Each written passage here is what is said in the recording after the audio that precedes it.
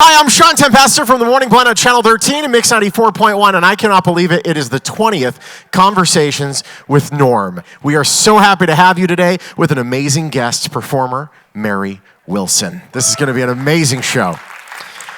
Worth noting, we're all donating our time to bring you this exciting show. Today is a fundraiser, actually, and all proceeds will be benefiting the Smith Center's Children's Education and Outreach Programming.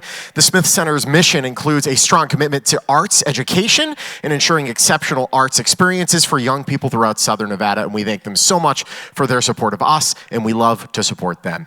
Before I introduce our guests, big thanks to our sponsors for today, the Las Vegas Review-Journal, Channel 13, Lamar Outdoors, Sassy Posh, Beasley Broadcasting, the Urban Chamber of Commerce, Black Image Magazine, Jerry Metellus Photography, Vegas 4 Locals, and Cinematic Memory.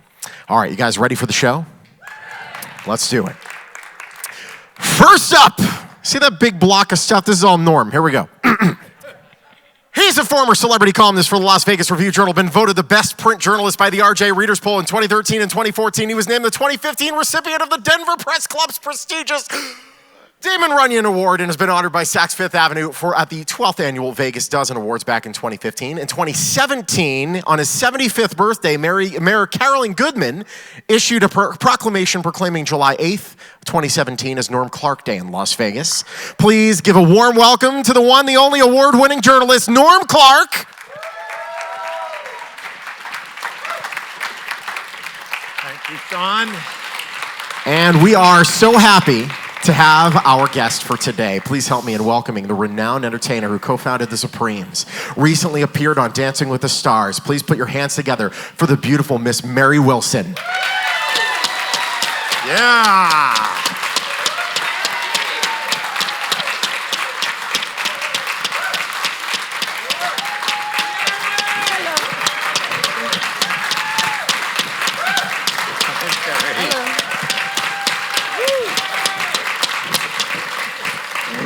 Great job. Hi. Our first standing ovation, ladies and gentlemen. Whoa. Thank you very much. Wow. I'll let you be seated, Shall and I'll make a couple of comments here. Okay. Good afternoon, everyone. Thanks for coming out and joining us today. As Sean mentioned, this is our 20th show. I'm really proud that we are approaching the $150,000 mark as far as raising money for the Smith Center. Oh, great. Thank you. This is amazing. Our first guest was Terry Fader, and he broke some news. He revealed that he was raised in a Texas commune.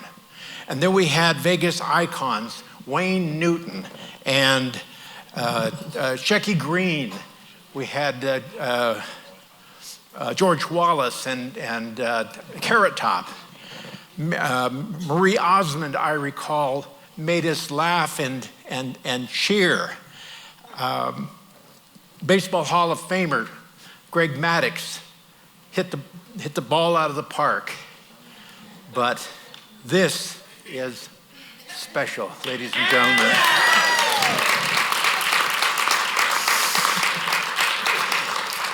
I just want to add something that Sean said, that Mary's going to be signing books in the lobby afterwards, so be sure to get out there and join her. And Well, I heard that you guys brought some books here for people to sign. Joanne, we have books, right? Oh, good. Okay. Okay, good. 'Cause I know I they forgot to didn't- check that off the list before we came out. My heart sunk. Before we get started, I want Jerry Metellus to come up. We do many of you that are here, you know that we do a panoramic shot before. And then I put it on my website and on my norm.vegas site. And so we're going to have a picture taken from behind so you can check norm.vegas or... I use it with my phone. Oh, okay. So we just turn around. I'm moving this temporarily. Don't be mad at me. Oh, you can put it to the side or something. It doesn't have to be right there. It's a panel, so he's got to shoot it. The picture. Can we have the house lights up, please? Thank you.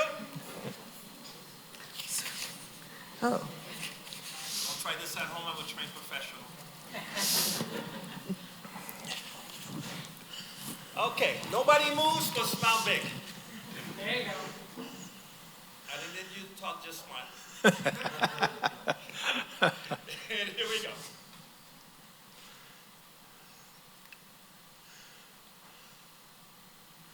Let's do one more for safety. You're so pretty.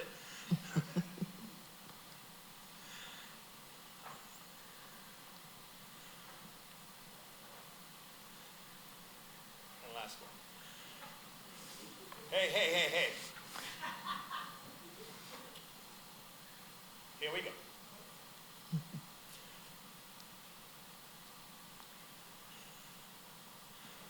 Thank you.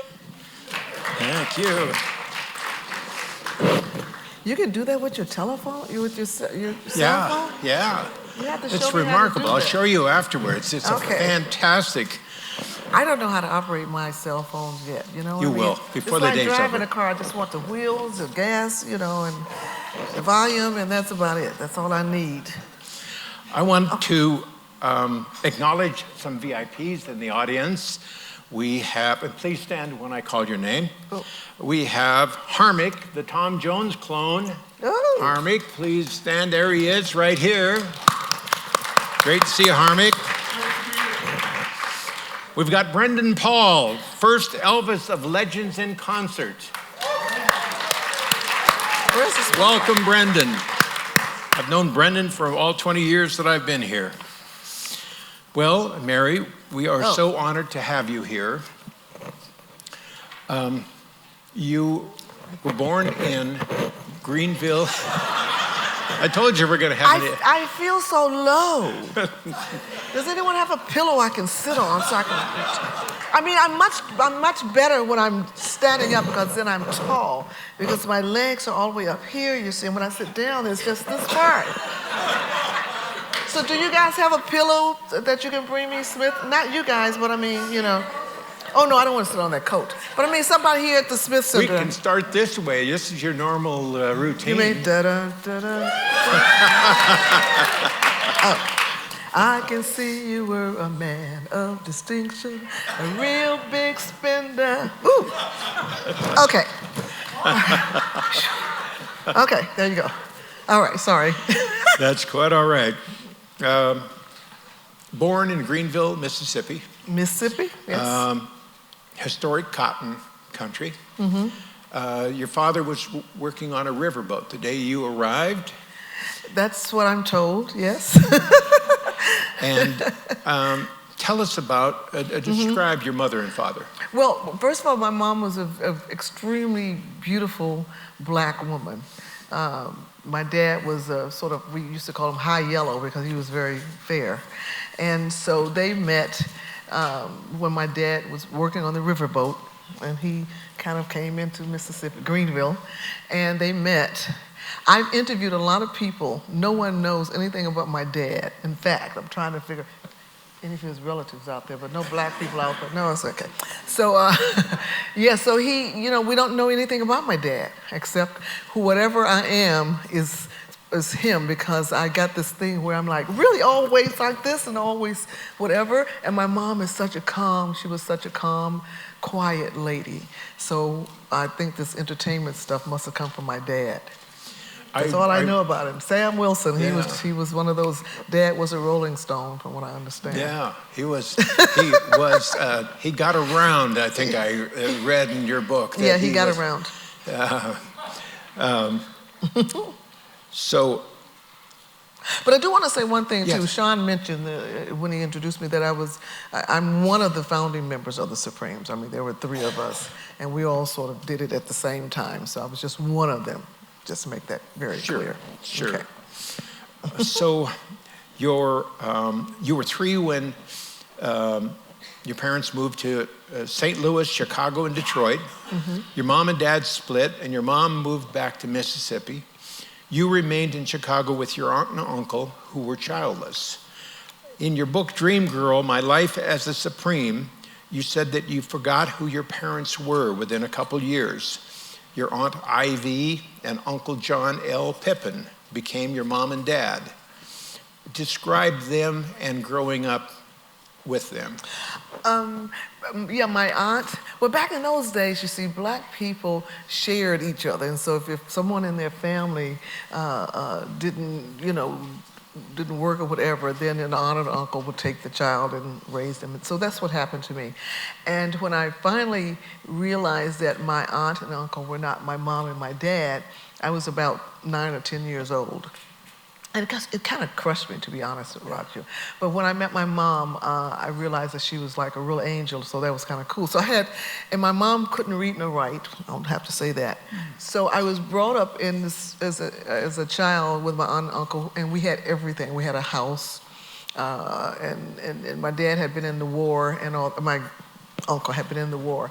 So and they gave me everything. I was a little princess, I always had pretty little dresses and all this kind of things. So I was really well off when I was, very young. But when I met my mom, and I found out I had a brother and a sister, and Mom couldn't read nor write, and so she became a domestic worker, and she kind of raised us. So I had the best of both worlds, you could say. I was kind of rich, and then I was poor. But we were very happy. My mom was such a beautiful human being that although I was crushed, it actually made me a better person, because I think my fashion came from my aunt. She was really very pretty lady.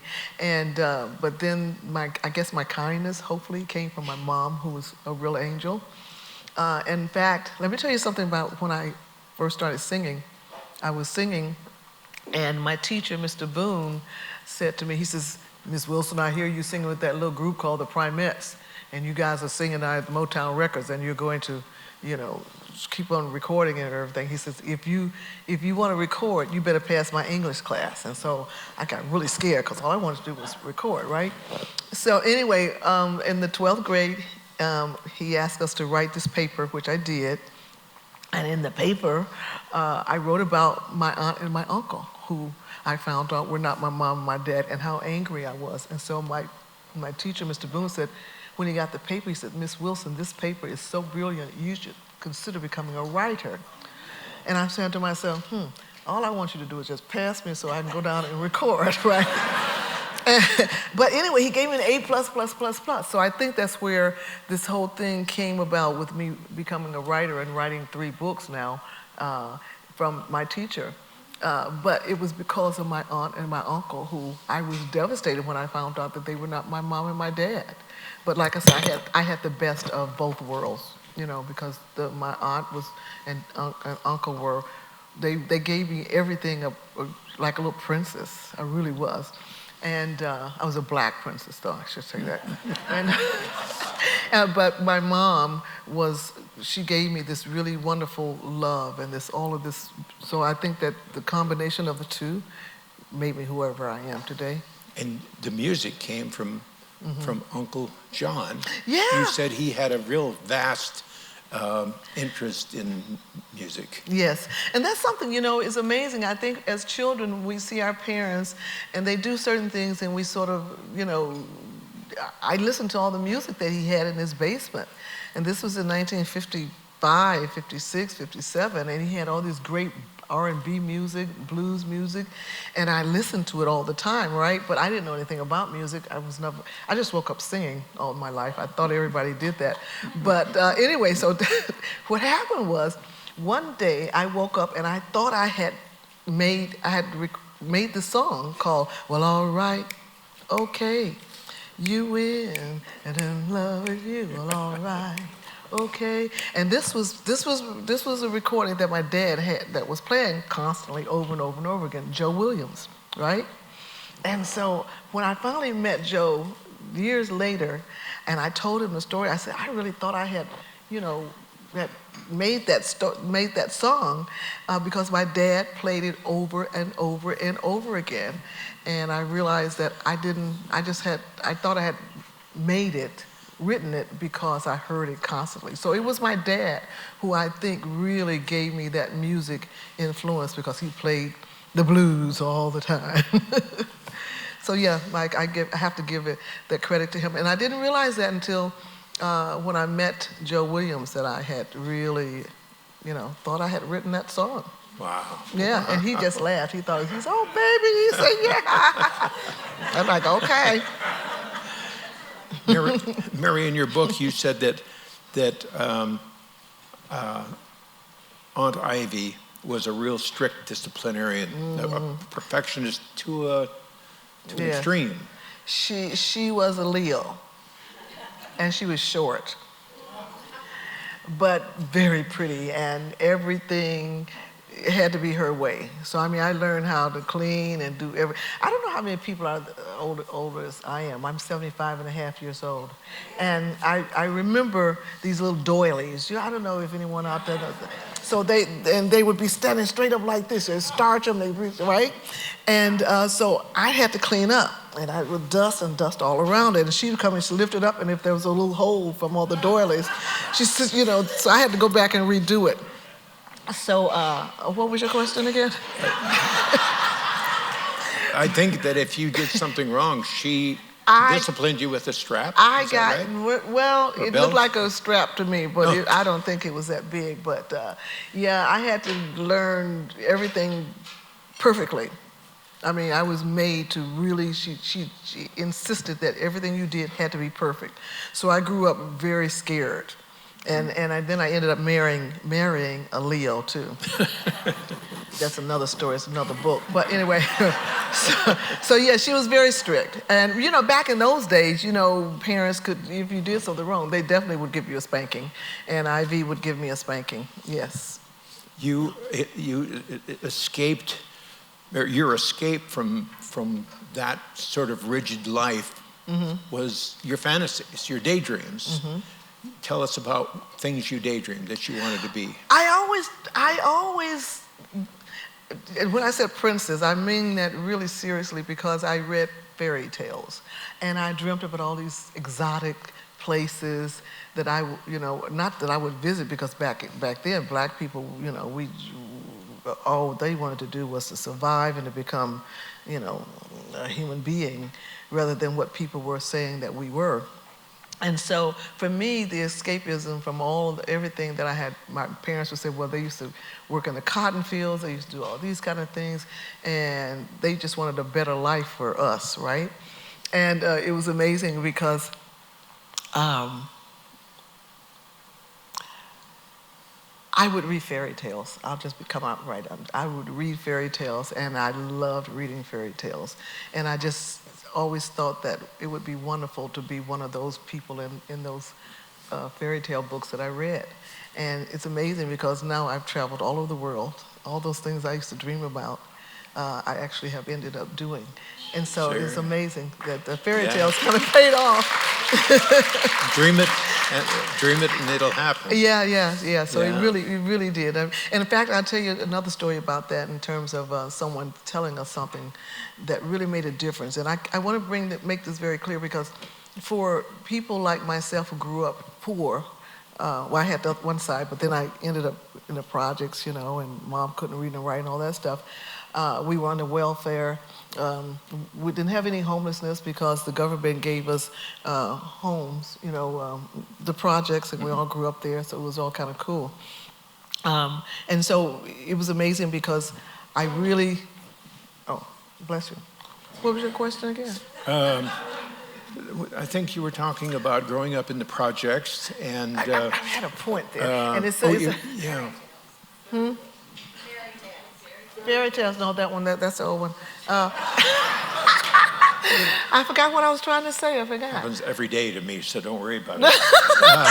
Is that what's going on? Okay. It'll come to you, because we're going to talk about the projects. The projects. Now, the Brewster projects were close to downtown. Oh, I know what it was. The Brewster projects, yeah. And homelessness. That was the point. Yeah. Because, because the government gave us these, the projects, so many people grew up there who became famous, okay? I mean, I grew up around people like, Aretha Franklin, the Temptations, all these people, everyone was poor. And if you think about the people who are on the streets nowadays who are homeless, A lot of them are homeless, but they could be like my mom who couldn't read or write or whatever, couldn't afford to get a proper apartment, all those kind of things. Well, back then, they took care of people.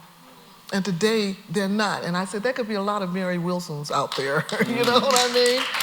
Who just daydream about becoming something. But back then, it was the law that, black people couldn't go into restaurants. They couldn't drink out of public water fountains, all those kind of things. And so, that's why I was bringing it up, because living in the projects and being poor was not so bad, because you know what? We were happy. We were really, really happy back then. You said it was the turning point in your life because you found a church. Yes. Well, yeah. Well, I didn't find it, honey. We had to go to church. If you were black, you had to go to church. and I mentioned that too because one of the first churches I remember was at Aretha Franklin's father, Reverend Franklin's church, and it was there that I actually saw Carolyn Franklin, who was Aretha Franklin's sister, who wrote a lot of her songs. And actually, Carolyn asked me to be in a group when we were in the 5th grade. It was the first group I ever joined before the Supremes.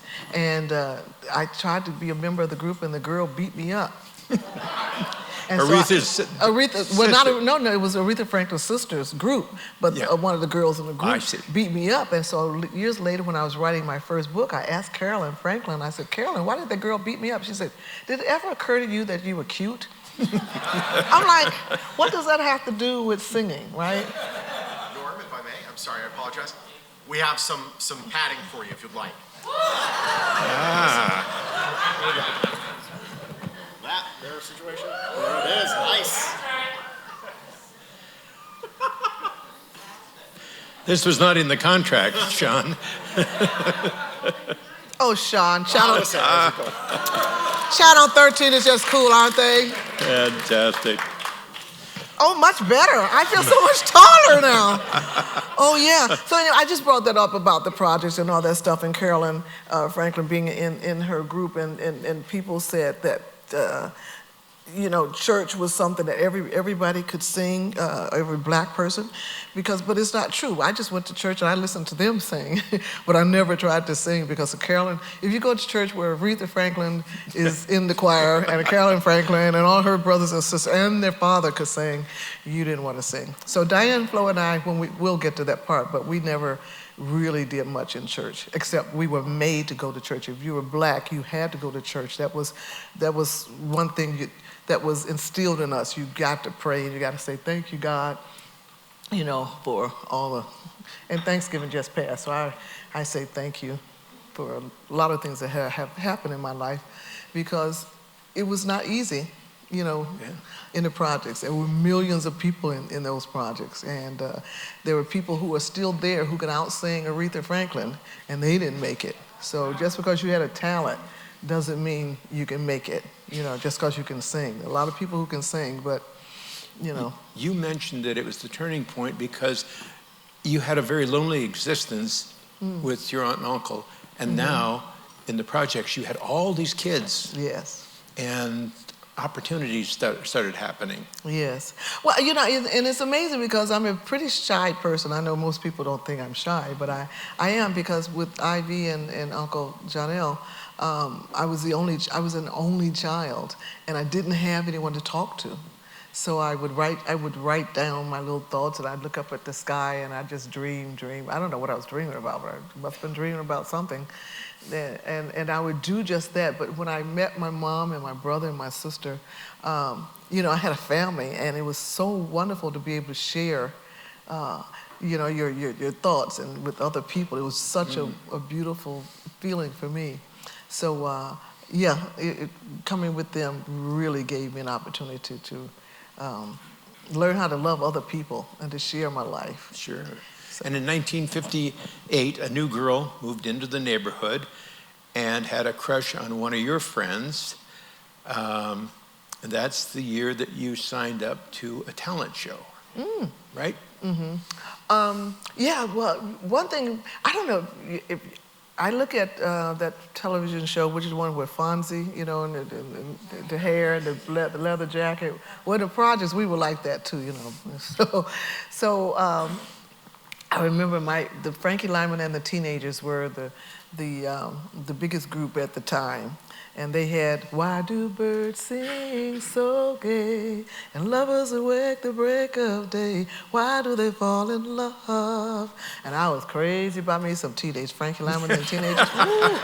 So anyway, they put this little sign on the board in the gymnasium. I think I was in the 8th grade at this time, and it said, anyone who wants to join the talent show, you know, come on and be a part of it.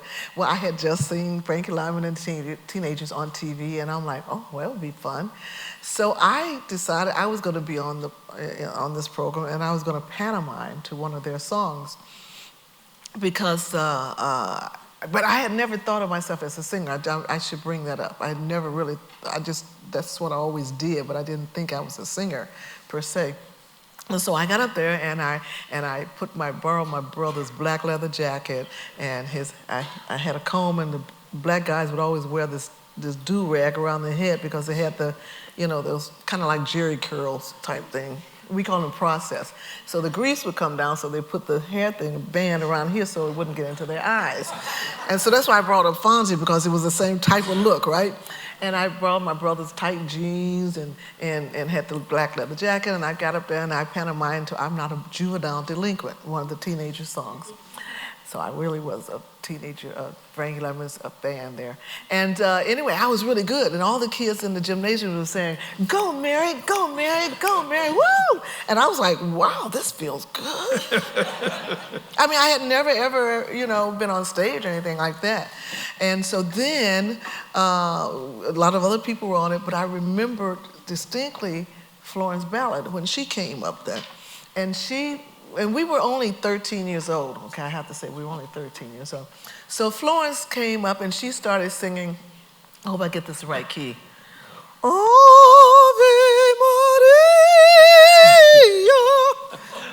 And so we're only 13 years old, right? And I'm like staring at this girl. She had this huge voice, and she was only, like I said, we were just 13 years old. And I'm like, wow. So after the show, she and I migrated together, and we said, we were just admiring each other. She said, everybody in the gymnasium going crazy, girl. And I said, your voice is so big. Da, da. So we were saying, well, everyone's starting these new groups. Why don't we think about starting up a girl group, right? And we were like, okay, cool. Sounds good to me. And we walked home that day from the playground, and we became friends. A couple of weeks later, she came up to me, she says, and my sister is dating one of these guys in this group called the Primes, and they want to put together a girl group. And I told them about you. She said, and someone else went across the street. You know that little girl, Diane, across the street, lives across the street. She said, they asked her to join, and they have another girl. And so we went to these boys' apartment. So. And? Had our moms or dads known about that, well, I didn't have a dad at that point, but, we would have gotten a spanking going 13 years old going over to those guys' house. And then you guys might know that two of the guys became two members of the Temptations, Paul Williams and Eddie Kendricks, right? Well, at the time they were about, yeah, right? At the time they were only about maybe 19 years old, but we're 13, right? But they said, well, we want to start this girl group, and we heard you all could sing, da-da-da. Would you like to be in the group? And we said, yeah, well, yeah. So they called us the Primettes, and they were the Primes. And, back then, girls the gender was very important, okay? And so all the girls had to be ettes or, like Sherelles, whatever. So we were the Primettes. And that's how the Supremes actually started singing. Was that, and so I didn't know Diane well. I had seen her.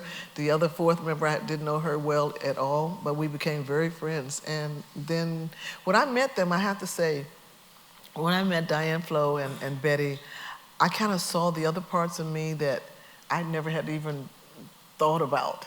And they kind of made me feel so complete that I knew that at that age, that's what I wanted to do for the rest of my life. And I had never ever thought about becoming a singer until then. So that was kind of like made my life work. It's been, 58 years, I think. Wow. So. Yeah. A year later, on July 4th, in 1960, the Primettes won the Detroit/Windsor Amateur Talent Show. Yes. How much did you win? What do you remember about that day? Well, okay, this was a great little talent show because it was Detroit, Michigan, and of course Windsor, and Canada is right across the water. Bridge, Well, yeah. back then, I never thought that Canada was another country because we could cross the bridge and go to Canada and didn't have to have a passport or ID or anything, right? So we had this contest. It was between Canada and the United States, and so.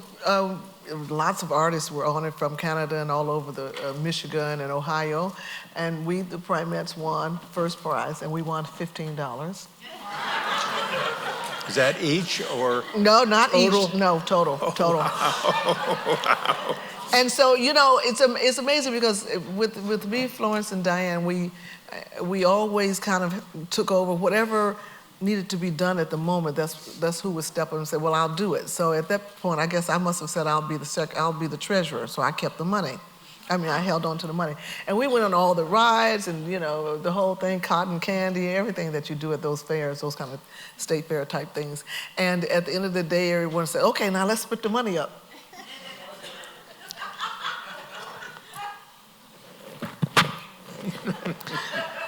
I had lost the money. And I think to this very day, Diane probably feels that I didn't lose that money. I know Florence did because she told me, she said, "Mary, you kept the money." I'm like, "I didn't." See, I lost the money, but that was, I really felt bad about that because that was big. And that really was what made us, how can I say this, dare to dream.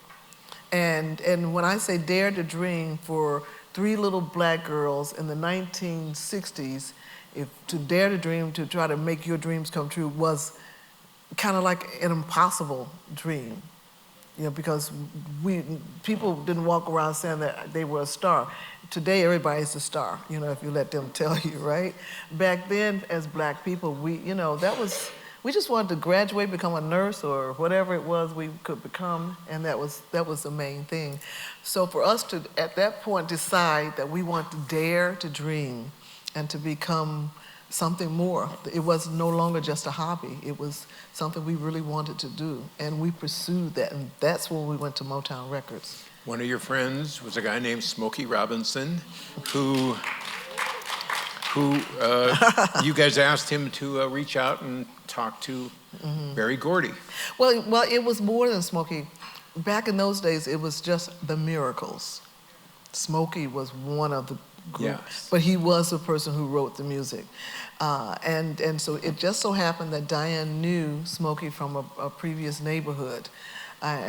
So when we decided we wanted to record, she said, "Well, I know Smokey, and the Miracles, and maybe we can see if they want to audition us." And we went to Claudette's house, who was at that time just, he and Claudette and Smokey were dating. They hadn't gotten married yet. And so we went there, we sat there with the Miracles. They had been recording too. I think the first, I can't think. Anybody know what one of their earlier recordings were? No, wasn't it. I forgot the name. Well, anyway, but they had already started recording, you see. So this was a biggie for us to go to there, and we had heard them on the radio and everything, and then Diane said she knew Smokey.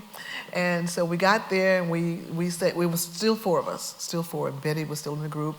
And we had a guitarist, I forgot to say that. We had met this guy who played guitar. And so with all the record hops, how many people out there remember record hops? Anybody? Yeah, but I mean, you do, so, girl, how old are you? Because, nowadays, the kids, they don't know what record hops are, but those used to be the dances that we would go to, and boy, did we have fun. And the DJs would say, "Come on down to CKLW, I'm gonna be there this week, and we're gonna have Johnny Mathis there, we're gonna have the da-da-da-da-da, and the Primettes." Big time. So we were up there with the stars. We were doing Yeah. and so we would have our guitarists, they would have the stars, sing to their record, pantomime to their records. And we would sing with Marvin Tarplin, who later became Smokey's he collaborated with Smokey on many of the great songs that Smokey wrote. So we kind of, anyway, so we were auditioning. Marvin was playing. When we finished, instead of the Miracles looking at us and said, "Ooh, girls, that was really good," they all looked at Marvin, our guitarist, and they said, "Hey, man, can you play that lick again?" So he did something, and they said, "Well, can you do this one?" They said, "Well, you know, we're going on a gig next week. Can you do the gig with us?" We lost Marvin. And we were really pissed because that really was our ace in the hole, Marvin, because, you know, we didn't have to have a record. It was only then we realized, you know what? Now we got to really record and have our own music. So again, we dare to dream. I keep saying that we, you know, at every juncture there, we started daring to dream, like, maybe we should do that. Ooh, okay. And so you had a meeting with Barry. It was after that. It was after that, and it wasn't just Smokey. It was a lot of other people who had been at that particular talent show in Canada who had seen us too. A lot of other agents who were there at Motown. So we had this sort of several people telling Mr. Barry Gordy he should see us, and we finally got that audition with Mr. Gordy, the four of us, the Primettes, and we went up there, and we sang our songs, and we were really good too. And so he said to us afterwards, he says, "You know, you girls are really good, but why don't you come back and see me after you graduate from high school?" Well, we were not happy about that. I remember walking out the door and Florence Ballard said, it can't be that great if they don't know how good we are. But Florence was one of those black girls, she could tell you where to go if you know, whatever.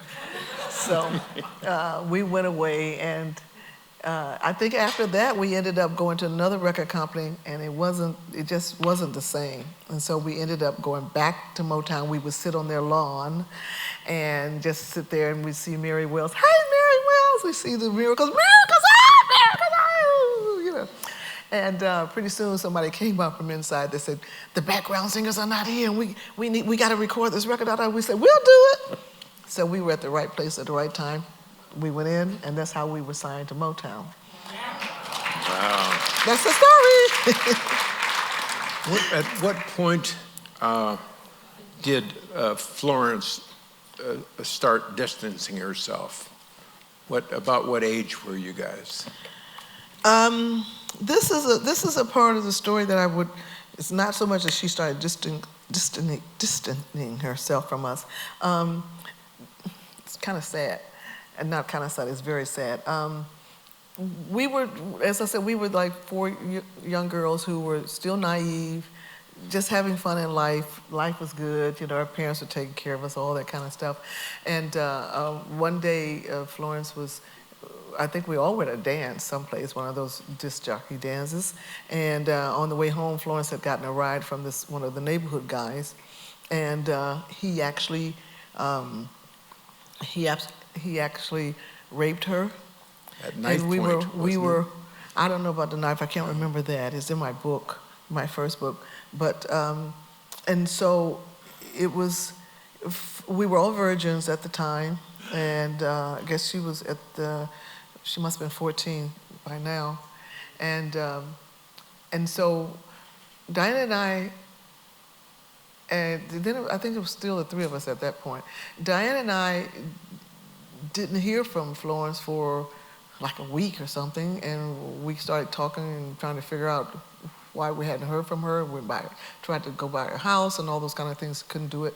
Her parents wouldn't tell us anything, and so we didn't know what was going on. I mean, we just had no idea, you know, we were like this, and now all of a sudden, you know. So eventually Florence got in touch with us, and she told us about this situation. He was a 7-foot black basketball player, 6'9" basketball player, if I remember right. Oh, okay. I try not to go through all of that, but so it was to sit there at the age of 14 and to hear your best friend tell you something like that, and we didn't know anything about sex at that age. We were still very, very naive, and it was excruciatingly painful to, you know, just the thought of it is kind of horrible to even talk about. But she told us everything detail by detail by detail, and you could see that she was just destroyed. And so after that, it took a while before she really kind of got back into the swing of things, and we, kept on recording, and we started recording at Motown and doing really well and getting little records here and there and things like that. And so I personally felt that, this is going to make Florence get beyond whatever had happened. But back in those days, you didn't talk about things like that. People didn't, if they had, they just didn't talk about it. So Florence never got any kind of help at all. It was just hidden. And so I just really felt that once we became famous, she would just get over it, but it didn't. She never got over it. The money, the fame, and all that was okay for a while, but after a while, I'll tell everybody out there, money and fame and all those things does not take away the pain, and if people don't get the help.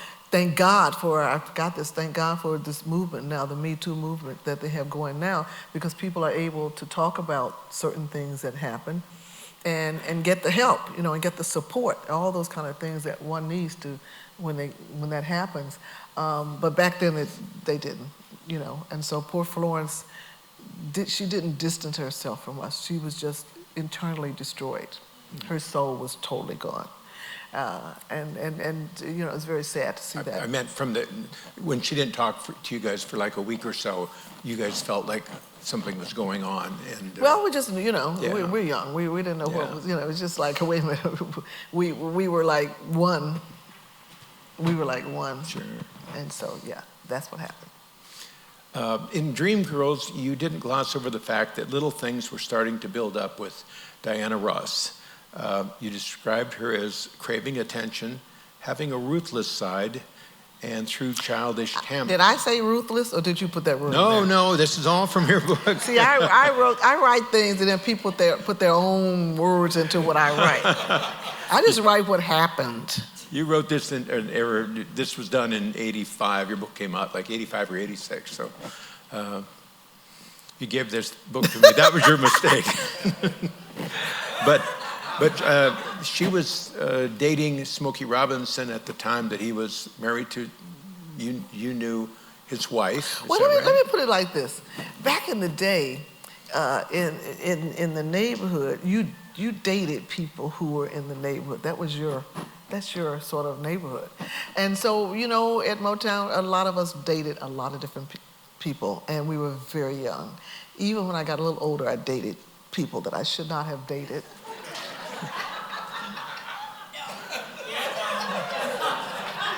No, I'm looking at his wife. No, not him, but I mean somebody that. The point is, yes, we did date people we should not have dated, and things happen that I don't know about other people that I totally regret today. But when you're young, you do stupid things, but love is what it is. All I can say. I think that, if I recall, that she overtly flirted with your fiance at some point and made disparaging remarks about your skinny legs. Is that right? We'll get through this real fast. You said I could ask you anything, remember? I said you could. I didn't say I was going to answer anything. But you did say that. And you know what? Because I tried, did I say this? I did, when Mr. Boone, my teacher, told me that I should become a writer, I actually went home and started keeping a diary that entire day. And so I was able to write down things that Norm is talking about because I kept a diary on a moment-to-moment by thing and everything that was happening. So it's sometimes it's easier to write about things than to really talk about them. But I did write about little things where the differences between us as individuals and how, friendships jealousies can start. Certain things that happen that we have as friends with each other that happen, and I did write about it. And I'm glad I did because I got it off my shoulder. But if someone is you have a boyfriend or a girlfriend and someone's sort of looking at your girlfriend or your boyfriend and you're like, wait a minute, you're supposed to be looking at me. you know, yeah, those things, they kind of hurt. But they still are you're just kids. And so a lot of that stuff was, we were kids, and I did write about it, and I'm glad I wrote about it, but I don't like to talk about everything. Sure. Because then it makes the other person look bad, and I didn't write it to make her or anyone else look bad. I wrote it because I was hurt. And I think a lot of times that's how people take that. They think that, well, you should hate someone because they did that to you. Yeah. Well, I don't hate, you know. I have my brother who does some stupid stuff, but I love him to death. So that's the way friendship is, I think. The way I look at it, anyway. Sure. Early 1961, Berry Gordy offered the Primettes a contract, but he wanted to rename them. How did the group come up with the Supremes? First of all, we begged him for the contract. He did offer.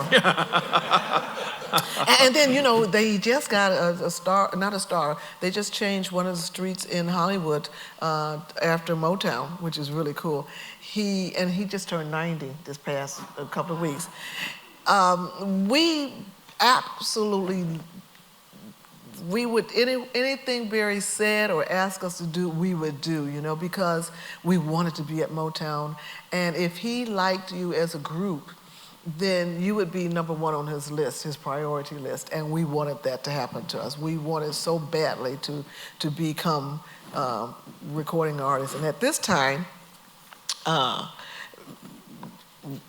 Stevie Wonder had come to Motown. 9 years old, right? 9 years old. And I remember when he came to audition, Berry Gordy said to us, he says, I got this little kid coming in today, and I heard he's just 9 years old.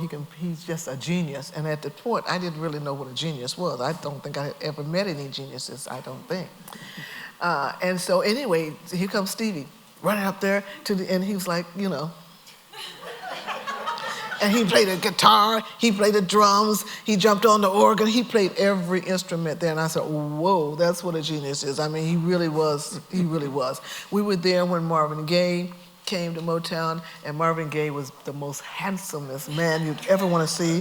And he would sit there, he wanted to be like a Frank Sinatra. He wanted to be a real idol, you know, sort of just saying ballads and whatever, but he had this soulful voice. But at the studio, Motown, he would sit up there and he would just play the guitar, and he would just sit up there. And we would be like, every girl, I don't care if she worked in wherever you worked at Motown, if you was just a secretary, you were right there looking at Marvin Gaye. So, and then, let me see. So we were there with Berry Gordy every single minute, and you know, we just wanted to be number one. So he finally, yes, agreed to sign us to the contract. And it was 1961, we were then 16 years old. Our moms. Do you remember some of the financial terms? Well, let me get this first. Just, sure. How much time we got? No. I'm an interrupter. That's okay. You can interrupt. So anyway, so here we go. We go in there, and he gives us this contract. Our moms are there because, as I said, we're only 16 years old. We didn't read the contract. You know, we were only 16. We just wanted to, we were happy that he was going to sign us. We were like, yes, we got to record that contract. And so we signed it, but we didn't read it at that point. But later on, and that's when we had to get the name changed. So here we go there with the Primettes, and he says, but before you sign it, you got to change your name from the Primettes because I don't like that name. And so we're like, golly, your names. Florence Ballard came up with the name from a piece of paper that we all went around our neighborhood asking people, what do you think we should be called? We don't want to change it, but what do you think? So everyone gave us all these names. And so Diane and I and Barbara Martin, who was the fourth member at that time, we didn't come up with the name because we were just hoping he would just forget it, right? We didn't know that it was in small print at the very bottom of the contract that said, and any new name or fictitious name you will get will belong now to Motown. So, well, we didn't know this, right? We just happened to be there, right? I would have given my grandchildren, had I thought I was going to have some. I got 10 now, right? Back then, I didn't even think I was going to be here. I mean, who thought about that, you know, back at 16 years old? You don't think about that stuff. So anyway, we signed the contract, and Florence had the name Supremes, and that's what we had to, that's how we actually lost the name. I never knew we didn't own the name. Throughout our time we were famous, I didn't know we were that we didn't own the name. It wasn't until Florence was no longer in the group. Florence was asked to leave. And that's when I found out that the name did not belong to us, because they said, well, Florence cannot use the name because it belongs to Motown Records. We're like, what? What? And we thought that, no, the name was ours. Florence said, no. They said it belongs to them. And so that's when we found that out. It was also the time when I found out, yes, and you were asking about the, how much. So I wrote about a lot of the financial situations with the Motown, because I think it's important. We signed a contract. We were getting a certain percentage, which was, for us, we didn't care what it was. We were just happy. They didn't have to pay us at all, as far as we were concerned, at that point. And then, of course, when we started the litigations, all those, is when I really found out that the percentage was, it was small. And each time we would re-sign, it would maybe go up a little bit, but we never had a lawyer. So therefore, it never escalated to a point where we should have gotten probably more. But in all fairness, and people say, well, you said this about Motown.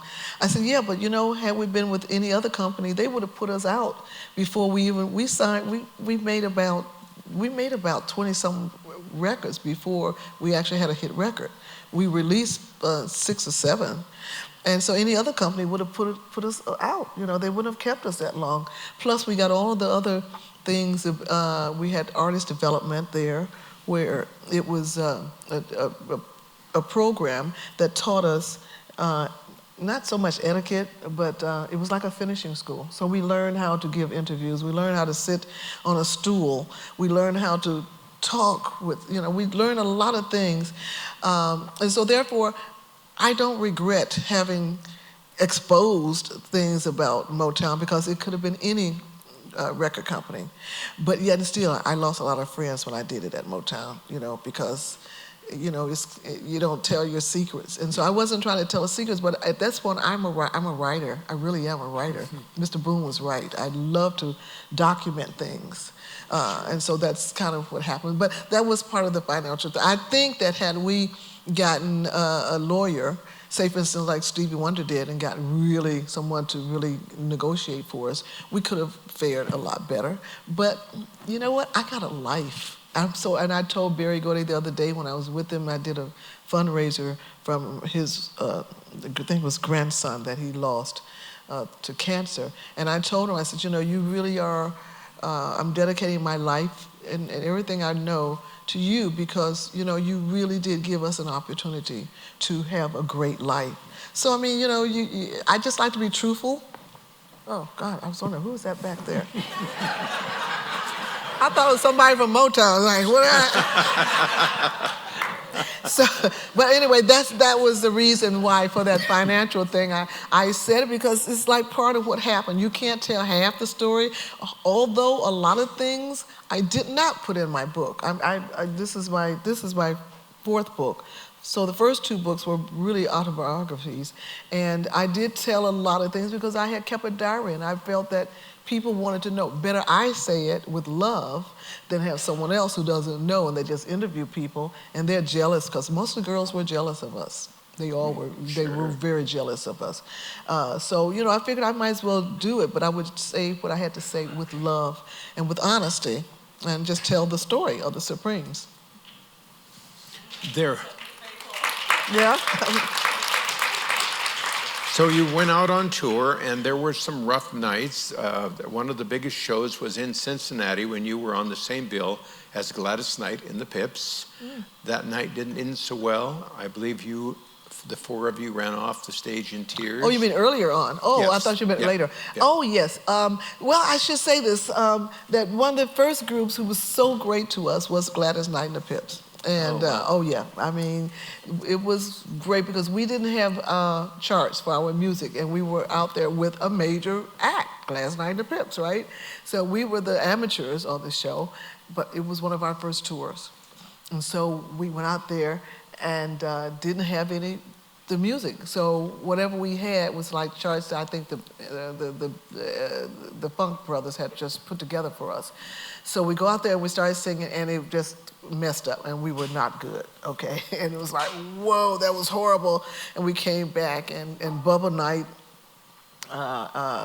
one of the Pips, and they were so sweet to us and said, don't worry, it'll be okay, you girls are really good, just, you know, it happens, da da da da da. And so they were really good for us, and we were definitely amateurs. So I love Bubba Knight for always being such a good friend. And he lives here in Vegas too, you guys. Yeah, he's a cool guy, he's very talented. So, very talented. When you look back and think of if they would have been angry at you, that could have been so devastating, could have damaged your careers. Well, you know, it's like those, you know what, some of those programs I see on television now, those reality things, or some of the, I won't call them out, but the ones with talent shows. And so, you know, some of the young kids, some of the things that they have to, you know, hear about their talent. Had that been me, I would have been crushed, okay? Some of the things they say, I don't really like them, but if they asked me to be a judge on one of them, I probably would be.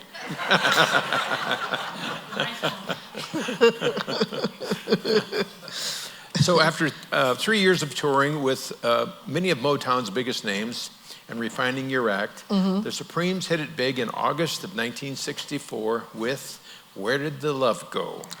Before the end of the year, you had 2 more #1 hits, Baby Love and Come See About Me.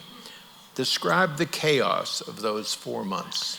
Well, I can't do that, but I can tell you this. We, the Supremes, had 5 consecutive #1s. Right. When I can't, for me, it's hard to separate those times because our lives changed so drastically. We were on, when Where Did Our Love Go came out, the first #1 record. It was actually our first hit record because the first one was, but when the love light starts shining through his eyes, made me realize I should apologize. And when he placed a kiss upon my lips, and we said, ooh. That was our first record. It was like it was a bubbling under or what? It was something like it was on the charts, you know, and we were like, hey, we made it, we're on our way. So so then Mr. Berry Gordy put us on with the writing team Dozier Holland. Eddie Holland, Brian Holland, and Lamont Dozier. And so he says, you know what, you girls are so serious about what you do. He says, I'm going to put you with one of my best writing teams. And that's when he put us with the guys.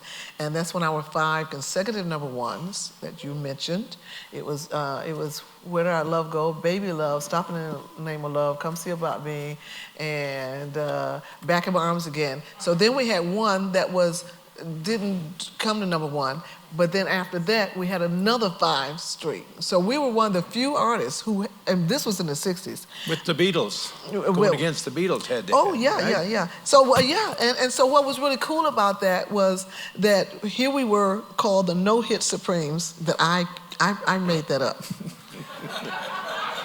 Because I knew, see, we had some great artists at Motown. Everybody was good in their own way. We had a lot of girl groups, you know, Martha and the Vandellas, the Marvelettes, the Velvelettes, and then of course the Andantes who they were a girl group who sang on everybody's record. They were like the choral group they were used on male and females records. And so what happened was, before we had our hit record, we had like 6 or 7 records released, and we couldn't get that hit record. And I knew that they were talking about us behind our backs. The Supremes think they're so cute, think they're so good, and they think they're cute and all this stuff, but they don't have a hit record. So I knew they were talking about us behind our back, because we did think we were really cool. and so then when we got this, you know, the first 5 consecutive #1s for us, we were on the Dick Clark Caravan of Stars tour. We toured all over America, and it was Gene Pitney, the Drifters, Shirelles, I think my favorite group, the Dixie Cups, was it Jan and Dean? I think Jan and Dean. A lot of people, and so we toured all over America. We went to the South, we went everywhere. And I remember a couple of times we were in this bus. We all couldn't stay at the same hotel. And so we go up there, and the guy said, well, some of you can stay, those others, they can't stay there, go down the road there. And so Mr. Dick Clark said, well, if all of us cannot stay, then none of us will stay. Everybody get back on the bus, and so we get back on the bus. So we did that, and we were and others, because we didn't have, the hit record was released on this tour, but it had not become a hit. So when we first go on stage, Dick Clark would say, here they are, the Supremes, and he was like, And of course with Gene Pitney, was like, they're crazy, crazy, crazy. And so this one time, and maybe like 3 weeks, I forgot how long it was, that after Where Did Our Love Go they became a hit while we were on the tour. And then back in those days, we didn't have cell phones or, we didn't have radios or anything, so we didn't know the record had become a hit. It became a hit, and this one night, Mr. Clark said, and here they are, the Supremes, and the crowd went crazy. And we're like standing behind stage like, oh my God. We thought that maybe Gene Pitney had stuck his head out the window or something like that. I mean, we didn't even want to go on stage. We were that, it's like, what was going Awestruck. on? The record had become a major hit. And at the end of the tour, we were flown home. This was the first time I was on an airplane. Really? They flew us home, and from that point on, we became, you asked them about all the records, it just was like this. We went to the UK. We were on every major TV show there. It was just amazing. We met the Beatles during that time at this club. I mean, it was just amazing how the transformation of us, having a hit record all over the world. I mean, it was just fabulous. Where did you fly from? Where did that happen? Where was that I don't remember that. crystallized moment? You read the book? Yeah.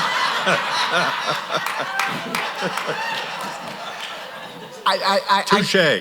But I guess it's my point, because I forgot where we were. I really have. Sure. Yeah, I really have. Sure. But yeah, it was. You could have flown home on your wings, on your arms. We were very. It was a wonderful experience, and it's amazing how everyone at Motown now, before they were maybe bowing to the Miracles or bowing to whoever else, now we come to the door and everyone's like, hey, everyone was very. If people talk about the Motown people, we were all very close. It was a family knit sort of organization, and whoever got the hit record, that's who was on top, at the moment.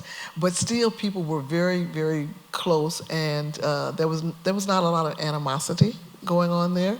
I remember doing a lot of Motown tours, and the Contours would be on first, or us, we'd be on first too. And you would leave the stage so hot that whoever was coming behind you, they'd have to really come on, and then, so each person was just build up, and that was a kind of competition, but it wasn't a competition of being better, just doing your very best. And it was always so much fun. So between 64 and 69, you had 12 #1 hits. You promised me you were going to tell a story about the night the Supremes did a command performance for Queen Elizabeth. You said there's a special story there. Oh, I did tell you that. Yeah. Okay. Can you reach me that book right there, sure please? will. Thank you. So this is my book, in case you haven't seen it. And it's a coffee table book. Actually, it's my third book, but the first two were biographies, and then the third one actually combined into one book with extra stories. So this really is the fourth, is what I'm trying to say. But anyway, here's what I want to show you from the question that you asked me there about the Queen Mother. This is I know you all can't see it, but you'll see it later. But this is the Queen Mother, and this is one of the gowns that's one of my favorites here. Yeah. Okay. Wow. Right? And so now, what I was trying to tell Norm about, and back here you can see Princess Anne back there. There's Engelbert Humperdinck, Prince Charles was there. A lot of people, and it was a royal variety show. So it was our first command performance, 1968. So, you know, obviously, 68, we were still fairly young.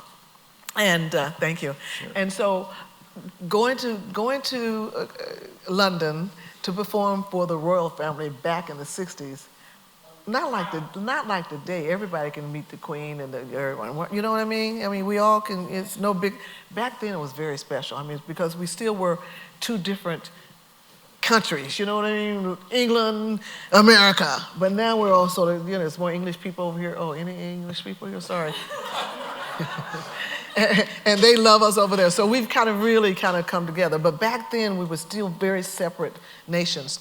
And so when we were asked to do the command performance, of course, we were very, very proud. We go there, we do the command performance. It was a big, wonderful event. And at the end, we are in the receiving line. So here, you know, Princess Anne comes through, the Queen Mother, Prince Charles, all these people, and we're like, whoa, we're just out of the projects, you know what I'm saying? We had just moved out of the projects like a couple of years before that, so we're still kind of new at all this stuff. Anyway, here comes Princess Margaret. And so Princess Margaret walks up to me, and she says, "Ooh, is that a wig you're wearing?" Well, now, you know, like I was saying, we were just out of the projects, just, you know. And so I knew people who would act just like she did. It's not what you say, it's how you say it, right? So, I mean, everyone knew in those days from TV shows, the Ed Sullivan Show, you know, with the long lashes, you know, the big hair, you know, all that stuff we did, whatever. But, I mean, I'm up there, and I'm like, this is the best moment of my life. Right? And this woman, they said, "Ooh!" And everybody in the place turned around and looked at me like, and the next day, this was on the front page. And and I'm looking at her like I could kill her. Not what she said, because everyone knows we wear the hairpieces. It's not a big thing, but it's like, why? She could have said, "Excuse me, Maddie." She says, is that a hairpiece you're wearing, dearie? You know, she could have said that. "Ooh, is that a wig you're wearing?" So anyway, that was a story. But she and I became very good friends. She had a lot of charities, and I would always come over there and do the charities for her and whatever. But I tell you, just because you're royalty doesn't mean that you don't have the same feelings, reactions, and whatever, you know, because you do, and they do. But she was a cracker. I mean, no. Cracker Jack. You meant Cracker Jack. No, I said the wrong thing. Welcome to the club. Firecracker is what I was trying to say. Firecracker is what I was trying to say. Cracker Jack, firecracker. We knew what you were saying. But she was cool. But she was wild. She was wild, and we had a lot of fun. We used to party a lot. So Yes. There you go. That was my story. Well,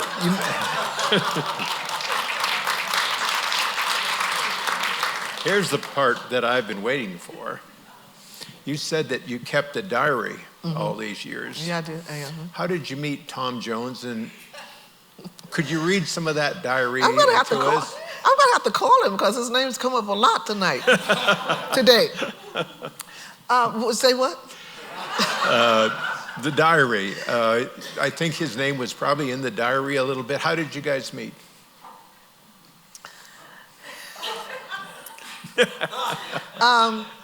You said I could ask you anything. You're right. So anyway, we used to do all the Ed Sullivan shows because we were on 16 Ed Sullivan shows. Wow. Probably more than that puppet. Remember that puppet?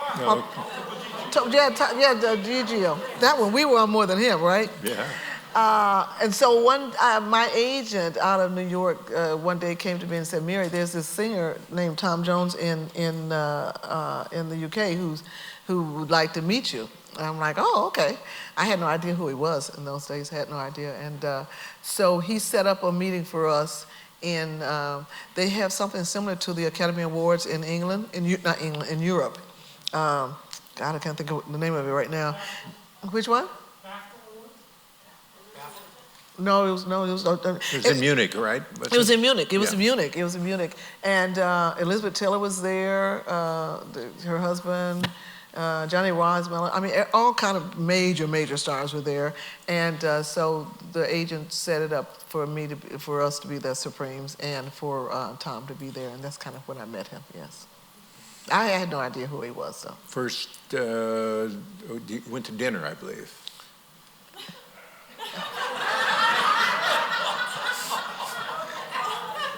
Is that what I said? You might have left something out. I did. I have very good shorthand. When I go back and read my diaries, I know exactly what I meant.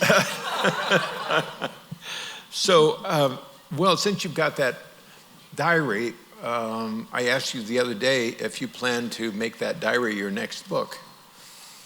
What was your reaction? Oh, I forgot. Your reaction was, no.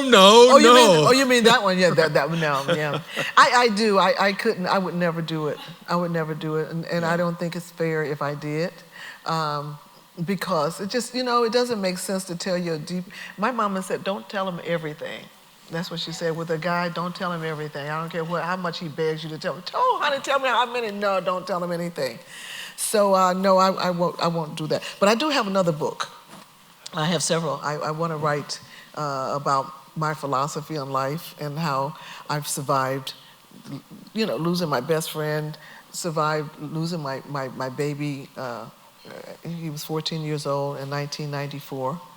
A lot of things I've kind of survived, and I want to write about how you can still have a happy life, even though, life is, sometimes it can be really horrible to people. I mean, like I say with Florence and a lot of people we in this room, I'm sure who have not had the best chances in life and how you can get through them.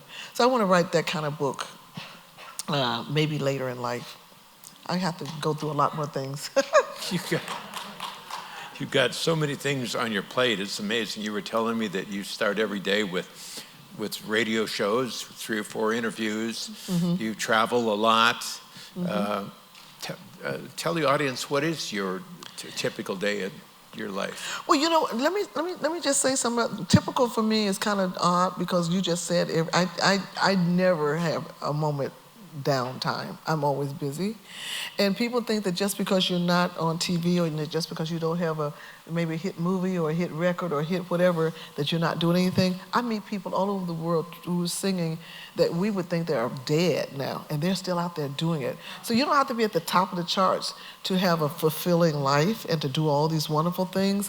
I am always busy. In fact, I have to fight to get me a bubble bath nowadays, and I love to do that. I don't have time. But I'll tell you what I'm doing, and I want to bring this up before we get to the end of the program, and that is there are some things called legislations that I've been a part of with other artists. And one is called the Modernization Act, which was just passed, and actually your president signed it. My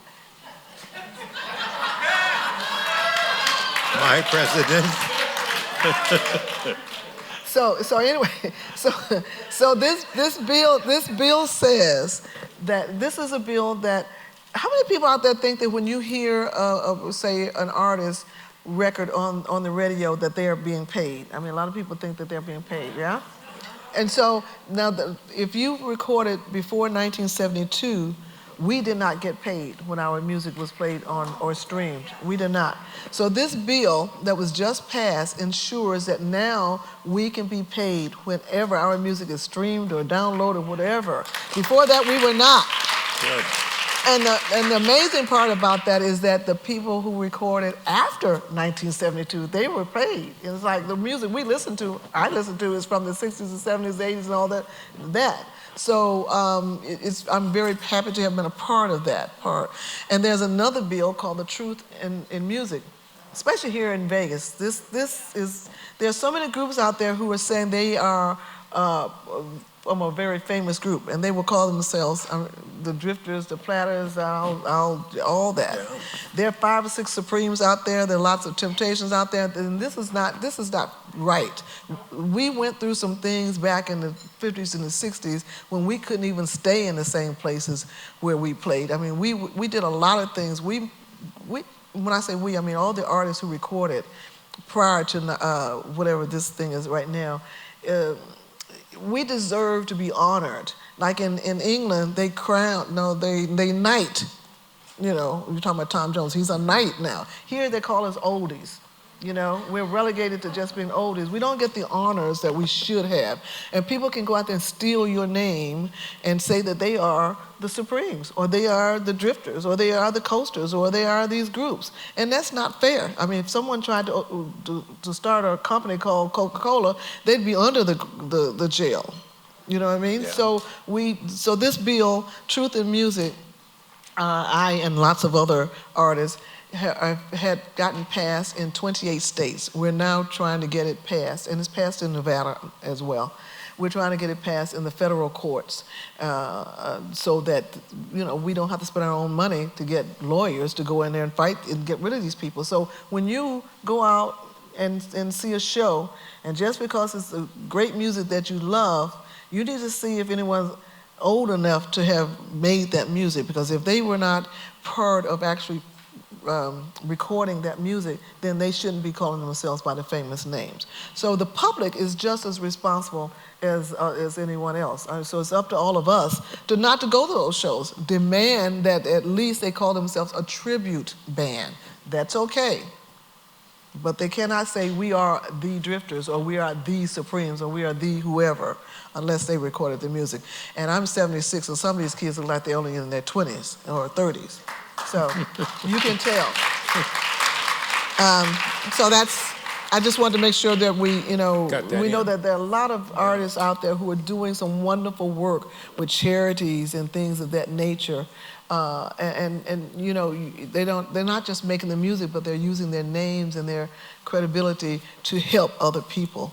And I just want to say thank you to those people who have been out there doing that, you know, charities and all that. We really need that, especially now. We need it. We really do. Sorry.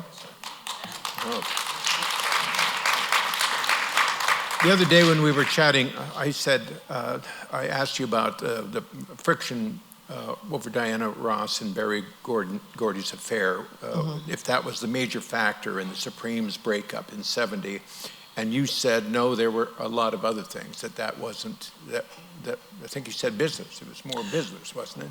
Well, can I put it in my own thing? Okay. Absolutely. So, and a lot of people have asked about that, you know, and a lot of people were unhappy about it. We did start singing as friends, then the business came in and it changed the dynamics. And I think a lot of people can understand this when you have a boyfriend or a girlfriend and someone gets a girlfriend in a group, and then that changes how you feel about things. That kind of happened to us too, in terms of, when Diana and Barry started dating at first, it was really cool because it really helped us, you know what I mean? It really did, you know. And so all that still was good. I think when the problems really started was when, you know, it was decided that, well, maybe one person would leave the group. And then even that wasn't so bad. But what was really bad was that the two of us, Florence and I, were sort of kind of pushed into the background. I never thought we were background singers, you know. I really thought that the Supremes were like, you know, we were a group and not one singer and a background singer. So, you know, with that happening, with the change in that dynamics of how we were looked at, and we would be sort of invited to certain things, and maybe we would not be invited.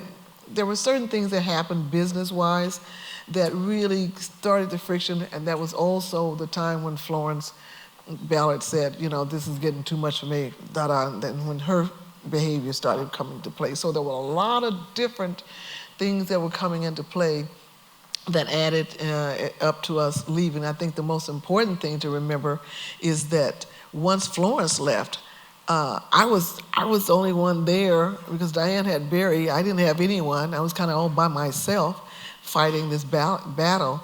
And then, of course, when Diane decided to leave, and I'm trying to say this in the right way so that people understand, that was not bad for us.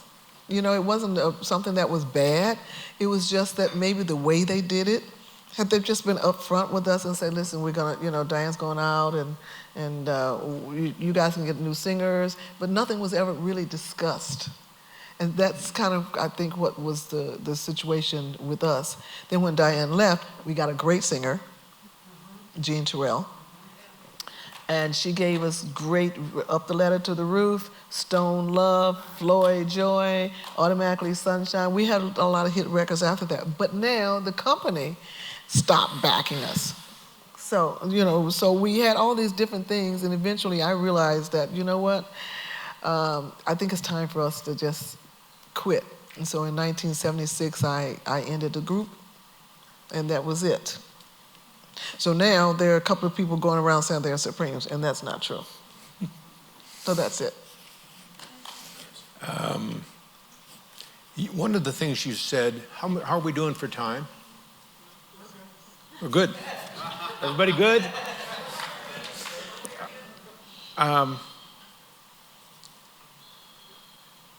In 1983, you and Diana were to perform Someday We'll Be Together at the 25th anniversary of Motown's 25th anniversary. Did I say that twice?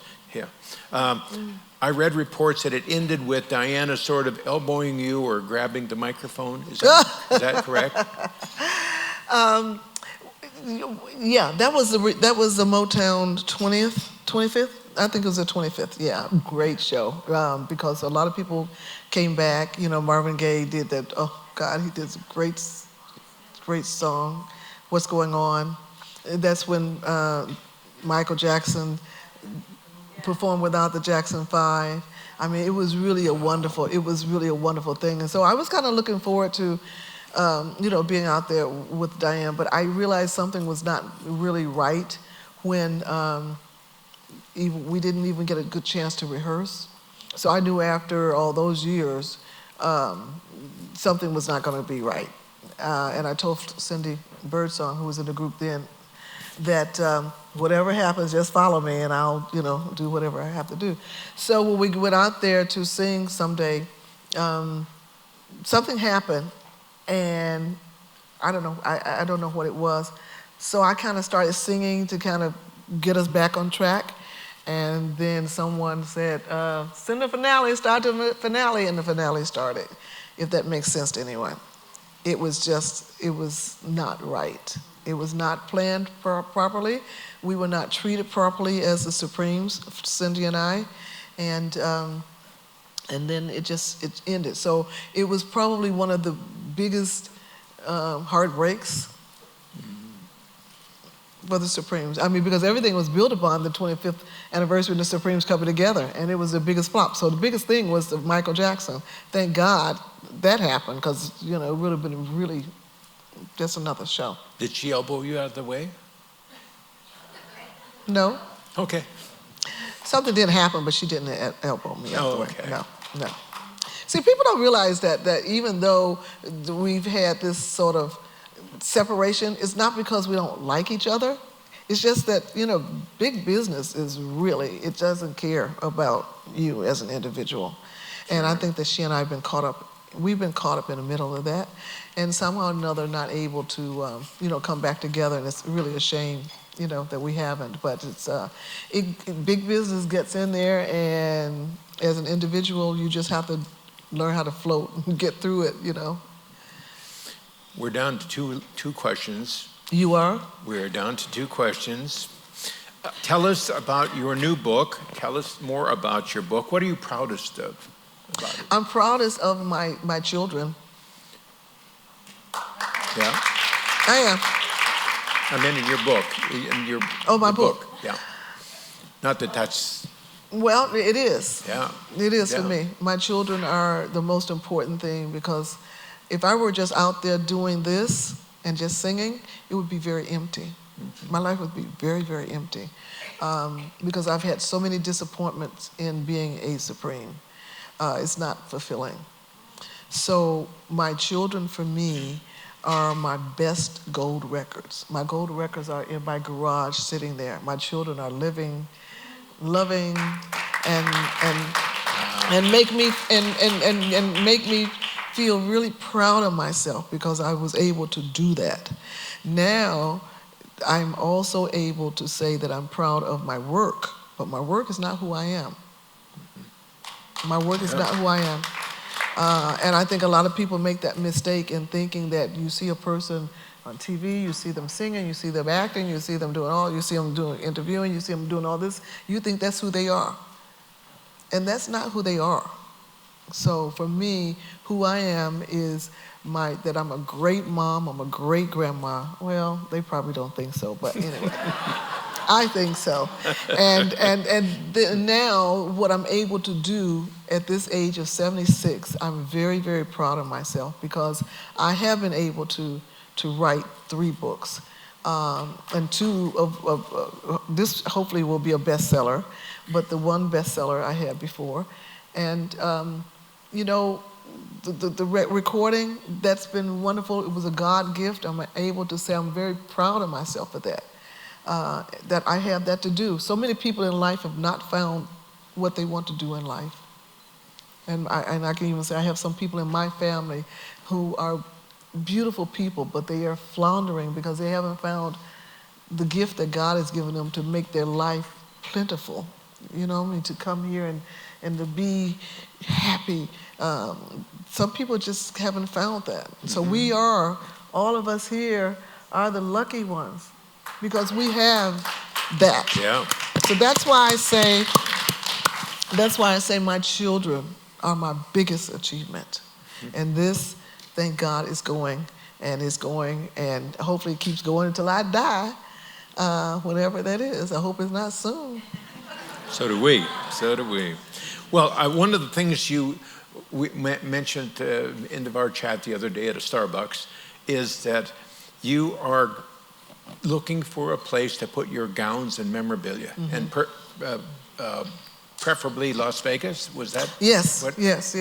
Well, I do have in fact, this book is about the gowns, basically. Yeah. You'll see lots of beautiful photographs of all the gowns, and I've had this exhibit going since the Rock and Roll Hall of Fame exhibited back in, I think it's the 90s. I think so. And so I was thinking, I have all these gowns, and they go from museum to museum to museum and around the world, but it would be good to have something in Las Vegas, home where I live. Yeah. And, you know, because you get 1,000 people who come through here, you know, every day, which is really good. And so it's a perfect place. Las Vegas is a perfect place. So yes, I am looking for that. I agree. But right now, I have an exhibit in New Jersey. The Grammy Museum has it going in New Jersey, in Newark. There's a museum there. It just left the Beatles Museum in Liverpool. And so it travels, but I'd like for it to be. My gowns are getting tired too. They are. Mary, this has been an absolute joy. But I'm not through. You're not through. I'm not through. Tell me what you got. So what, okay. I know you like to plan everything. I would like to say that after being 75 and a half years old, I'm very, very, very proud to still be happy. Let's put it that, still be happy. And I'd like to just leave you with maybe a little something, if that's okay? You bet. Okay. Absolutely. So I don't know if I should, I have no complaints, no regrets. I still believe in chasing dreams and placing bets. And I have learned that all you give is all you get. So give it all you got. I had my share and I drank my fill. And even though I'm satisfied, I'm hungry still to see what's down another road beyond the hill and do it all again.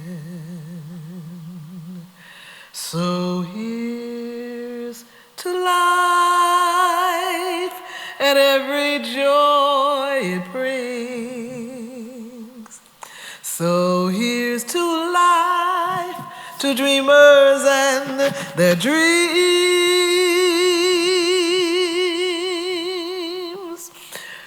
Funny how the time just flies, how love can go from warm hellos to sad goodbyes, and leave you with the memories you memorized to keep your winters warm. For there's no yes in yesterday, and who knows what tomorrow brings or takes away. As long as I'm still in the game, I'm gonna play for laughs, for life, for love. So here's to life and every joy it brings. So here's to life, to dreamers and their dreams. May all your storms be weathered, and all that's good get better. Here's to life, here's to love,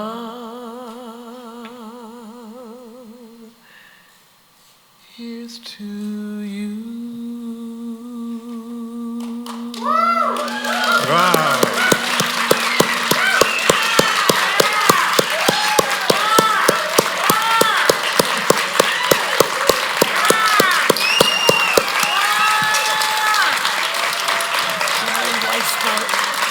Oh my goodness! Yes, I'll talk to you. Oh, I gotta talk to you after, okay? I've been looking, okay. Oh, thank you. Thank you so much, Mary. That was so wonderful. Thank you all. I gotta thank. Oh yes, we got some questions. Oh, well, if you gotta go, you gotta go. But they said they have questions. Yeah, Sure, let's do it. I forgot questions. Yes, I know. Well, she blew us all away there. All right. We have some questions. He's jumped to the front of the line. Here we go. Yes. I know. Mary, Jim and Terry are here. We are so happy to do this with you, or have you here. Thank you. As you know. Two questions, two-part questions. What happened to the Supremes through the 60s with all those number ones and no Grammys? We were always waiting for that. Why was that? And then number two, did Barry not give you the same support in the 70s when you made amazing music? Well, I did mention about the 70s, yes. In the 70s with Gene Terrell, we had something like 4 or 5 hit records, top 20s. They were all top 20s, I believe. So we did do that. But that was when Motown was moving to the West Coast and they started in the movies and all. So a lot of the recordings were not sort of supported as they were in the 60s, and which was really sad because we had one record that was done by Stevie Wonder. Correct. Stevie Wonder did Bad Weather, which was a great recording. It was number 2 in England, but here there was nothing. So we didn't get the support. The first question about the Grammys, yes, we the Supremes did have probably more than most artists have hit number ones and million sellers records, like we said, 12. But we never got a Grammy. But I don't know if that was politically something that happened or what, but we didn't. It would be nice to get a Grammy. I have gotten some posts, whatever they say. They send them out to you later, but I don't know what that means. We didn't know if that was a Barry thing or not. I'd like to have, no. We have another question right here. Yes. Just had a question. How old were you when you went back to live with your biological mom? I think I was like 9 or 10 years old, yes. And see, I didn't know my aunt. It's like I said, most black families back in those days, a lot of your relatives raised the other children. I didn't know her, but I thought she was like an aunt or someone else. I didn't know she was my mom, and I never was told that, yes. But I tell you one thing, I loved it when I finally got with her. She was just a wonderful human being, yes. I had the best of 2 worlds, yeah, right. have a So, question. I mean, part of the glamour is my aunt, and part of the humility, I hope, I have, is my mom. So, yeah, I think I'm pretty lucky. I'm pretty lucky. I shouldn't say lucky. I think I'm a pretty blessed person. We have one more question towards the back. Yes. I'm not a singer, I'm not anything, but Flo Don't Know is a Romeo, whatever that is. Could you walk me through that just for a second, where it comes from? Was that Come See About Me? How can Mary tell me what to do when the girl she loves her? And Flo, she don't know that the one she loves is a Romeo. Worth noting, Mary will be here in March performing a heck of a lot more. Norm, back to you. Yes. Thank you. I think we're coming out front now to do. No. Any more questions? No. Any more questions?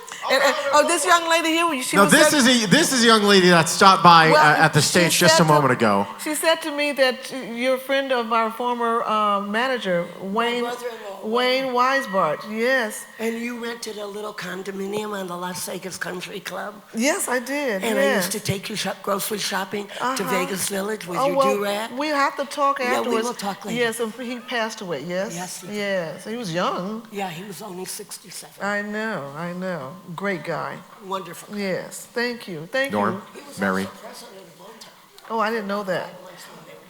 Oh, okay. Wayne in the next Jewish book. Oh, okay. It's great having you You have guys. to bring me up. I can write about that in my next book then.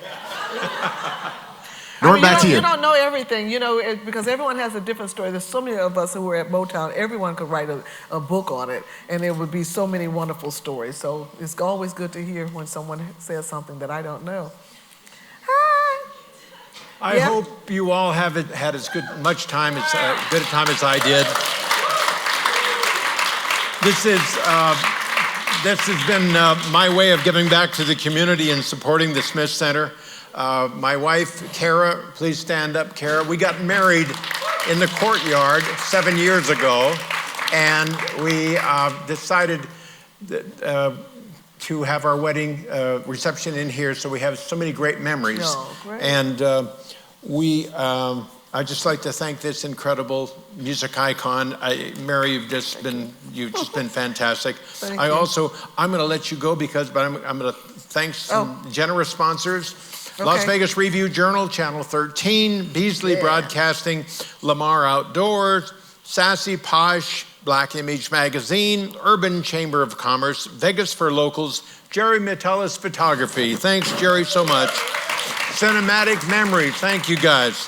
My wife, Kara, Sean Tempesta, my assistant that I could not do without any of this, Joanne Downey. A very special thank you to all. Also goes out to Myron Martin, Glenn Meadis, and the entire Smith Center staff. They've been wonderful. Thanks again. Have a wonderful holiday season. And don't forget, Mary will be signing in the lobby. Thank you so much. Appreciate it.